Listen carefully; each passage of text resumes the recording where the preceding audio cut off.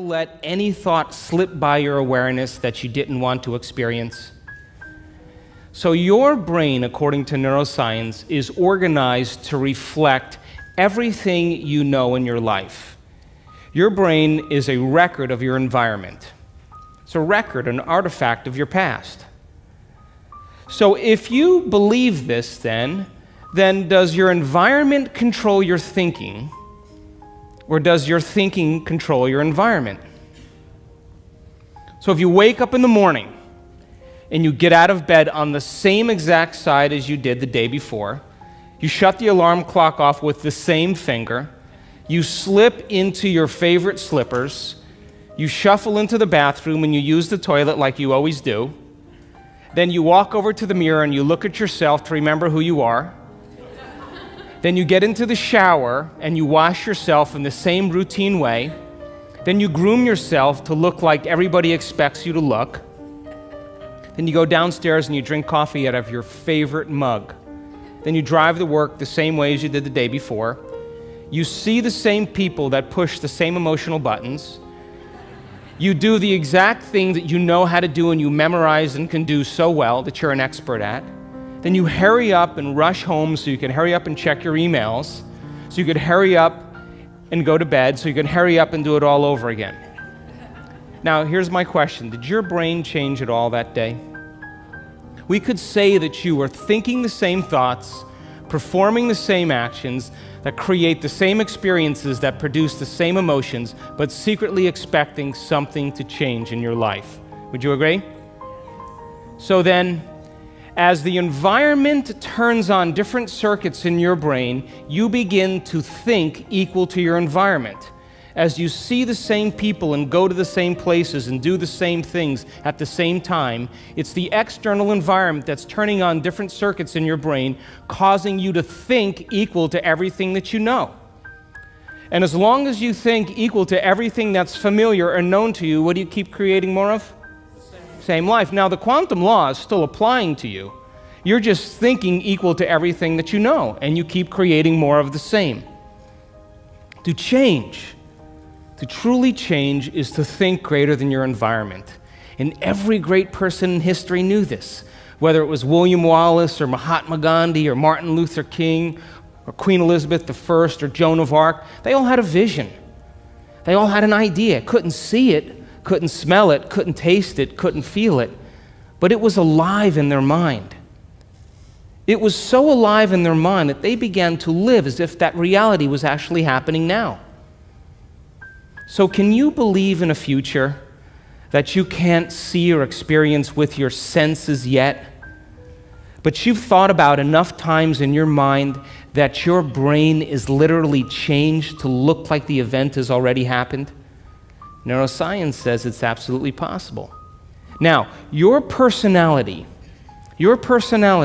creates your personal reality. That's it. It's that simple. And your personality is made up of how you think, how you act, and how you feel. So the present personality who's sitting here today, you, has created the present personal reality called your life. Would you agree? Would you also agree then, if you wanted to create a new personal reality, that on a fundamental level you would have to change the thoughts that you are thinking, the behaviors and habits that you're demonstrating, and the emotions that you've memorized that's become part of your identity? And most people try to create a new personal reality as the same personality, and it never works. We have to become somebody else. So then, as you keep thinking the same thoughts, performing the same actions, and living by the same experiences that produce the same emotions, there's a principle in neuroscience that says nerve cells that fire together wire together. And if you keep repeating the same states of mind and body over and over again, your brain begins to fire in the same sequences, in the same patterns and same combinations. And whenever you make your brain work in a certain way, that's called mind. Mind is the brain in action. So as you remind yourself every day who you think you are, you're causing your brain to fire in the exact same ways. And as they fire and wire in the same patterns over time, the brain moves into a very finite signature and that's called your personality. Now, that box in your brain isn't literally a box, but it's the most commonly wired, neurologically fired programs that run redundantly because we keep doing the same things over and over again.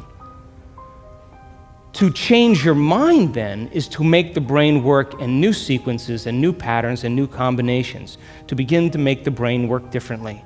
And the one ingredient that allows us to do that is knowledge or information. Because every time you learn something new, you make a new connection in your brain. That's what learning is. Learning is forging new connections. Remembering is maintaining or sustaining those connections. So now, every time you have a thought, you make a chemical. And if you have a great thought, or an unlimited thought, or a joyful thought, you turn on a set of circuits in your brain that fires in a very specific sequence, pattern, and combination, that produces a level of mind, that turns on another part of the brain that makes a chemical for you to begin to feel exactly the way you were just thinking, great or unlimited or joyful. Now, if you have a negative thought or an unhappy thought or a self-depreciating thought, you turn on a different set of circuits and a different combination, a different sequence, and a different pattern that produces a different level of mind. And the brain then begins to make a different batch of chemicals that signals the body for you to begin to feel exactly the way you were just thinking, negative or unhappy or unworthy. So the moment you begin to feel the way you think, because the brain is in constant communication with your body, you begin to think the way you feel, which makes more chemicals for you to feel the way you think, and then you think the way you feel, and then you feel the way you think, and then you think the way you feel. And some people do this for 20 or 30 or 40 years. Now, the redundancy of that cycle over time creates what I call a state of being. And a state of being is when your mind and body are working together, or your thoughts and feelings are aligned to a concept. So thoughts are the language of the brain, and feelings are the language of the body. And as people get caught in this cycle of thinking and feeling and feeling and thinking, over time, they condition their body to memorize that emotion as well as the conscious mind. And whenever the body knows as well as the mind,